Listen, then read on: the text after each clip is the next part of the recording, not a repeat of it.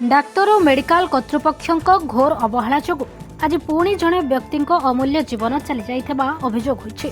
मयूरभंज जिला मुख्य डाक्तरखानार medicine ward में एपरि एक दुखद घटना घटी जहां नहीं मृतक परिवार संपर्कीय और स्थानीय अंचल में चापा उत्तेजना देखा देछि।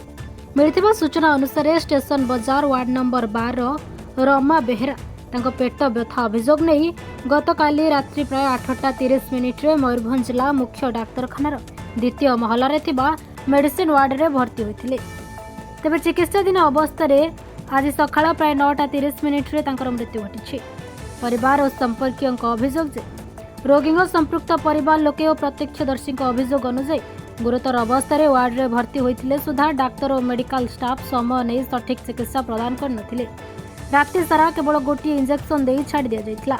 सकाळे रोगी स्वास्थ्य अवस्था अधिक बिगड़बार एवं परिवार लोके चिकित्सा और पाटितुंड करबा परे जाई ऑक्सीजन और सलाइन लगा जाइथिला।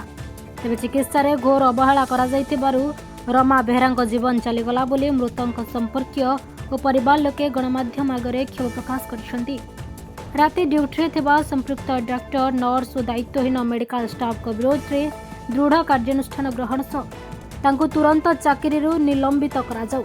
पीड़ित परिवार को उचित क्षतिपूरण प्रदान करा जाऊ। मयूरभंज शिवानंद रिपोर्ट स्लाइव।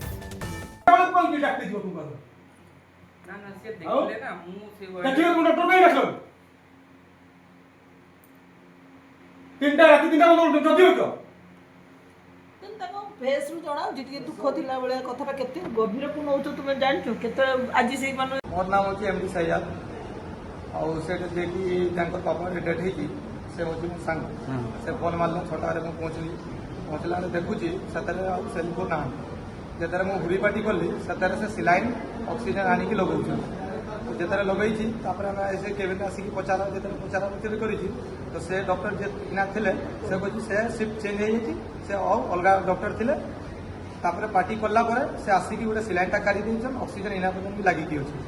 तो वर्तमान हमर दाबी गुटे अछि जे डॉक्टर काली रात रे ड्यूटी रे थिले सस्पेंड करा जाऊ आउ यांकर खेती पूरण करा जाऊ। आज जे मैडम थिले ताको सस्पेंड हो से जे सिक्युरिटी जन थिले मैडम थिले आ गोटे सर सिक्युरिटी गार्ड किते थिले आ जेतरे छाटी पिटी होतले राती 9टा रे आसी की जेतरे केबिन रे जाई तो हम देखा माने डाक्ते केही थिले नि गोटे नर्स कले डॉक्टर आसने जाई माने चेक करबे से डॉक्टर आसलेनी समस्त छाटी पिटी हेकी भोर 3टा ना 3:30 रे मरि कौन हेतला तांकर काली बोधे टिके पेट बथा ना जहाँ भी बथा हेतला तो तांकर पुओ माने आसिक एडमिशन करला परे केते राती 8टा ना 8:30 रे आसिक एडमिशन करिजो सेतेरे किछि ट्रीटमेंट करने एडमिशन करिजो माने खाली रोकी दिजो आ किछि ट्रीटमेंट दियाई गुटे खाली इंजेक्शन दियाई दे आ किछि नै जेते बरे सकाळे हुरी पार्टी करिजो सेतेरे आसिक ऑक्सीजन आ सिलाइन लगैजो।